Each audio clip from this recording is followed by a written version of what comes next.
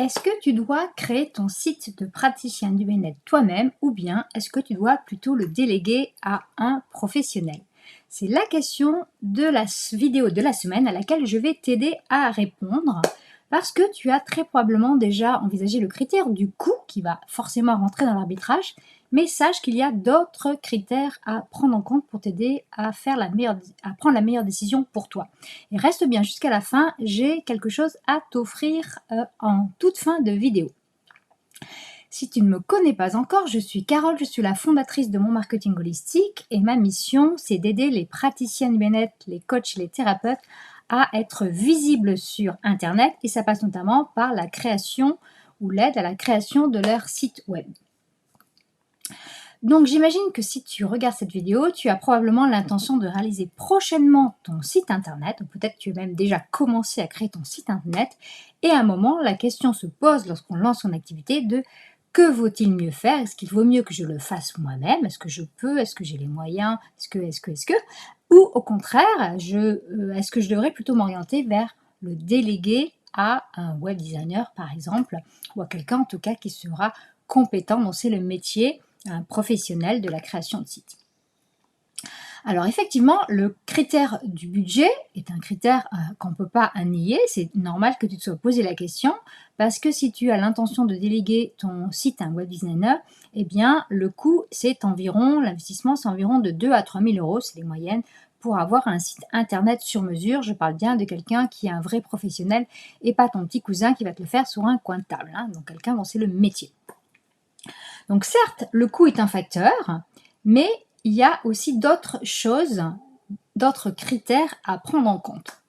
L'autre critère que je t'incite à prendre en compte, c'est le temps. Parce que, eh bien, il va falloir, je t'invite d'ailleurs à lister en même temps que moi, que tu listes toutes les choses, toutes les étapes par lesquelles tu vas devoir passer pour la création de site. Parce que le site, souvent, je vois mes clientes, elles ont souvent tendance à sous-estimer, mais de beaucoup, le temps nécessaire à la création de leur site. Et souvent, elles reviennent vers moi, ou j'ai même d'autres personnes qui viennent vers moi parce qu'elles ont essayé de faire leur site seules. Et au bout d'un moment, soit elles n'ont pas réussi à obtenir un résultat satisfaisant, soit elles sont bloquées. Et c'est à ce moment-là qu'elles me contactent et me disent « Carole, j'ai essayé, mais je n'y arrive pas ». C'est un métier. Il y a même une de mes clientes qui m'a dit que j'étais une accoucheuse de site internet parce qu'elle s'est rendue compte que c'était vraiment une vraie thérapie de faire son site, que ça prenait beaucoup de temps. Et pour te dire que si tu as commencé ton site et tu l'as pas fini, tu n'es pas la seule, c'est un vrai métier, donc voilà. Et ça prend notamment beaucoup plus de temps que ce qu'on imagine au départ. En fait, on a tendance à penser qu'il y a la partie créative, on va choisir des jolies photos, des jolies images, mais il y a tout en fait dans la création de site. Donc si je te donne les étapes, en fait, étape par étape, ben déjà, tu vas devoir passer du temps à choisir la plateforme parce qu'il y a beaucoup de choix. Il y a WordPress, il y a Squarespace, il y a Wix, il y a Simplebo, il y en a plein d'autres que je ne nommerai pas. Et elles ont tous des avantages et des inconvénients. Donc il faut que tu choisisses la bonne plateforme pour toi. Mais es-tu équipé d'ailleurs pour faire ces choix? Est-ce que tu connais toutes les implications, notamment techniques, référencement, les coûts cachés, etc. Peut-être pas. Donc déjà, il y a tout ce temps-là passé à rechercher la bonne plateforme pour toi. Après, il y a toutes les heures et celles qui ont commencé à créer un site sur WordPress pour se rendre compte après que c'était pas adapté. Vous voyez très bien de quoi je parle. Ensuite, il y a les heures à savoir comment utiliser la plateforme. Et d'une plateforme à l'autre, la courbe d'expérience, la facilité avec laquelle tu vas pouvoir l'utiliser, elle est très différente. Moi, j'en suis à ma 3e ou 4e plateforme. Je t'assure qu'il y a d'énormes différences d'une plateforme à l'autre et certaines sont beaucoup plus intuitives que d'autres, et heureusement. Une fois que tu as choisi la plateforme et que tu sais plus ou moins t'en servir, eh bien, tu vas devoir choisir les pages. Quelles pages dois-tu mettre sur ton site? Lesquelles sont importantes et dans quel sens vas-tu les mettre, quelle est la logique que tu vas mettre entre chacune des pages. Et une fois que tu as fait ça, eh bien, tu vas devoir rédiger le contenu de ces pages, c'est-à-dire qu'est-ce que tu mets comme texte. Elles ne vont pas se remplir par magie, il va falloir que tu te poses un moment et que tu rédiges toutes tes pages. Et également, après, que tu choisisses des photos, attention, des photos libres de droit pour que tu aies le droit d'utiliser. Il va y en avoir plein, que tu fasses une sélection parce que tu ne vas pas pouvoir toutes les mettre. de la meilleure qualité, qui soit le plus approprié pour mettre ton site en valeur. Donc ça, c'est encore du temps. Donc crois-moi, on passe beaucoup de temps. Il va falloir aussi que tu passes du temps à créer ton identité visuelle, à choisir les polices, à choisir les logos, faire ton logo si tu le souhaites. En tout cas, tes couleurs, tes polices au minimum, parce que tu vas devoir les mettre sur ton site. Donc tout ça aussi, ça prend du temps. Et ensuite, une fois que tu as tout ça, il y a tout ce qui est la partie mise en forme, c'est-à-dire que tu as mis tes textes, tu as rédigé tes textes, mais il va falloir les mettre en forme, et bien faire ressortir certaines parties du texte, mettre les images au bon endroit, enfin faire quelque chose qui est esthétique. Hein. Une fois que le contenu, la partie contenu y est, il y a tout ce qui est la partie esthétique.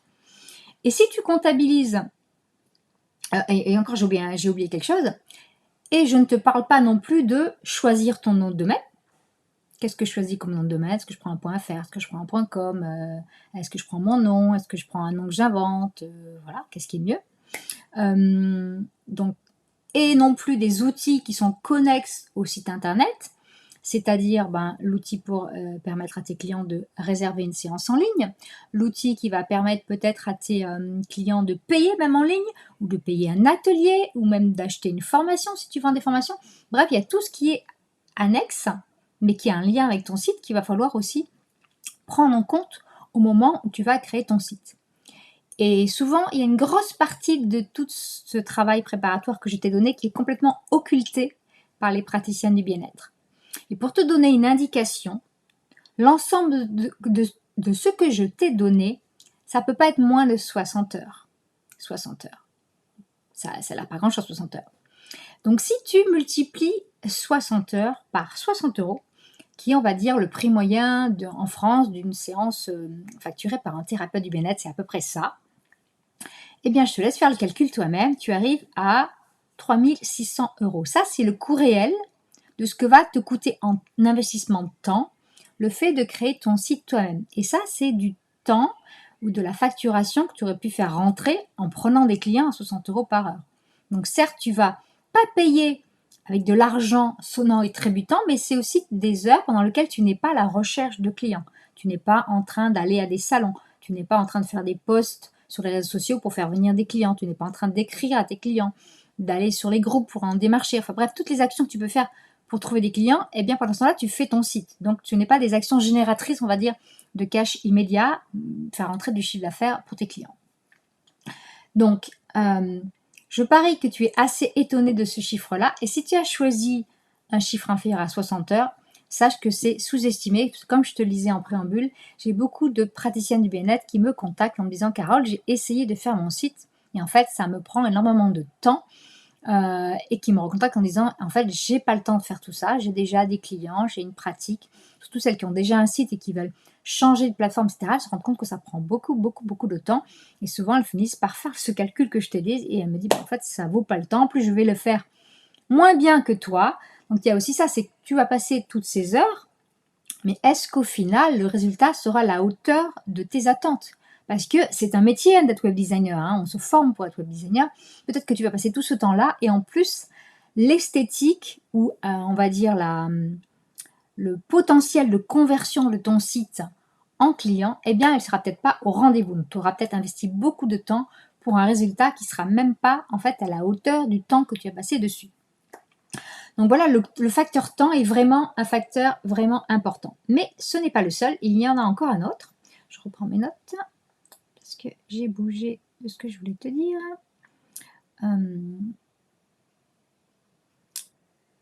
Voilà, et donc le second critère, enfin le troisième critère, parce qu'on a vu le coût, c'est un critère, certes. Le temps, c'est un critère qui est toujours sous-estimé, je le vois vraiment tout le temps. Et le troisième critère, c'est l'aisance avec la technique. Parce que oui, c'est vrai, et tant mieux, les plateformes ont fait beaucoup d'efforts et on est aujourd'hui en 2021 capable d'avoir des plateformes qui sont faciles à utiliser, même par les gens qui ne sont pas très à l'aise avec la technique. Mais il n'en reste pas moins que créer un site, ça demande quand même des choses techniques que tu ne peux pas, sur lesquelles tu ne peux pas faire l'impasse. Tu as toujours besoin de connecter ton nom de domaine. Hein, voilà. Et qui dit connecter ton nom de domaine, à un moment, il va falloir que tu ailles modifier des paramètres DNS. Quand tu vas vouloir connecter pour le référencement ta Google Console ou connecter Google Analytics, on va te demander de ajouter un fichier dans les paramètres DNS. Il y a des choses qui sont quand même techniques à faire et on ne peut pas faire autrement. Voilà. Pareil, si tu veux authentifier ton compte Pinterest, il y a toujours des petites choses qui sont en lien avec ton site, eh bien, où il faut quand même avoir un minimum d'aisance avec la technique, hein, on ne peut pas se mentir. Peut-être que tu vas aussi avoir besoin de connecter ton nom de domaine à ton autorépondeur, donc tu vas avoir besoin d'authentifier ton nom de domaine avec encore un petit truc technique à installer. Si tu as créé ton site sur une autre plateforme et que tu veux utiliser le même nom de domaine, eh bien, tu vas devoir faire des redirections, là on rentre dans les trucs vraiment tout de suite beaucoup plus techniques, et si tu ne le fais pas, ça a des impacts vraiment délétères sur ton référencement. Et puis les outils que tu vas pouvoir paramétrer, s'ils ne sont pas en français, eh bien il va falloir que tu comprennes comment ils marchent en anglais. Et puis, sur certaines plateformes, il n'y a pas forcément de service client. Ou s'il y en a, il n'est pas forcément en français. Donc tout ça mis bout à bout, eh bien, tu vois que il y a des personnes qui essayent et qui se rendent compte qu'en fait, c'est beaucoup plus compliqué qu'elles ne le pensaient et qu'il n'y a pas que la partie création, il y a aussi toutes les choses auxquelles on ne pense pas forcément, qui sont un peu plus techniques, qui risquent de te bloquer à un moment ou à un autre. Donc, pour faire le choix, en fait, en résumé, tu as ces trois critères et tu peux t'évaluer sur chacun des trois critères. Donc, le premier critère, c'est le budget. Si tu veux payer quelqu'un, eh bien, ça implique d'avoir le budget disponible. En général, en web designer, on le paie en 2 fois. On paie 50% avant de commencer le travail et 50% à la livraison du site. Même si tu peux payer au moins en 2 fois, ça implique d'avoir le budget de 2 à 3 000 € pour déléguer la création de son site. Si tu fais un site sur mesure en partant de zéro. Le temps réel que tu as à y consacrer, est-ce que vraiment tu as le temps? Et sache que ce temps-là que tu vas prendre pour créer ton site, c'est du temps pendant lequel tu ne le consacres pas à trouver tes clients. Et le troisième point, c'est ton aisance avec la technique, sachant qu'il y a toujours un peu, même en prenant une plateforme qui est simple comme Squarespace, comme Wix, il y a toujours des points techniques à faire. On peut pas, c'est des choses incontournables. Donc par exemple, je vais te donner des indicateurs pour t'orienter vers une ou l'autre des solutions.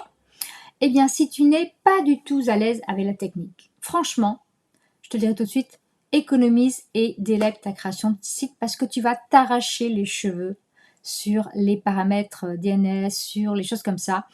Et vraiment, si tu es fâché avec, laisse tomber et fais-le faire par un professionnel. Tu vas vraiment gagner des cheveux blancs et du temps et des nuits passées à essayer de comprendre. J'ai plein de clientes comme ça, chacun ses compétences, c'est pas grave. Il y a des gens qui adorent faire ça comme moi, ou quelqu'un d'autre, mais trouve quelqu'un avec qui tu raisonnes et qui te fera le site de tes rêves sans que tu y passes du temps. C'est quand même du temps, tu vas être soulagé en fait de pouvoir déléguer ça. Écoute à l'intérieur de toi comment ça fait en te disant je te donne les clés, tu le fais pour moi, et si ça fait ah, c'est la solution pour toi si tu peux te le permettre. La deuxième clé, c'est si tu es OK avec la technique, si tu te dis que moi je peux apprendre, je suis capable de regarder des vidéos pour apprendre, etc. Eh bien, tu peux envisager de le faire toi-même, il n'y a pas de souci. Le troisième, il y avait 2 points, voilà. Et ce que je voulais te dire en démarrage de vidéo, c'est que si c'est ton cas, si tu te dis, moi je me sens suffisamment à l'aise pour le déléguer, pour le créer moi-même, je n'ai pas de problème avec passer du temps. Je sais que ça prendra du temps, mais j'ai du temps. Et puis en ce moment, c'est OK. J'ai pas le focus sur je dois absolument faire entrer les clients tout de suite, donc je peux passer ce temps-là à essayer de le faire moi-même. Eh bien, je t'invite à mettre ton nom sur la liste d'attente de ma prochaine masterclass que je suis en train de finaliser, qui s'appellera les 4 étapes pour créer toi-même ton site de praticienne du bien-être sans faire d'erreur, dans lequel je te mènerai pas à pas sur les choses à prendre en compte pour créer ton site. Le but, c'est que tu ne fasses pas certaines erreurs que je vois régulièrement et que tu puisses gagner du temps en évitant plein de choses. Déjà que c'est assez long, hein, ces 60 heures, c'est vraiment une moyenne. Eh bien, tu vas pouvoir faire ton site beaucoup plus simplement avec des raccourcis, on va dire. Donc, soit tu me laisses en commentaire et je t'envoie le lien d'inscription. J'ai créé une liste d'attente et puis dès qu'elle sera disponible, je t'enverrai le lien. Si tu es sur Facebook ou sur YouTube, tu peux me mettre un commentaire et me laisser le lien. Si tu me regardes sur Instagram, mets-moi un petit commentaire également et puis je t'enverrai le lien en message privé. Sur ce, n'hésitez pas si vous avez des questions au niveau de la création de votre site. Sinon, je vous souhaite une très bonne semaine et je vous dis à la semaine prochaine.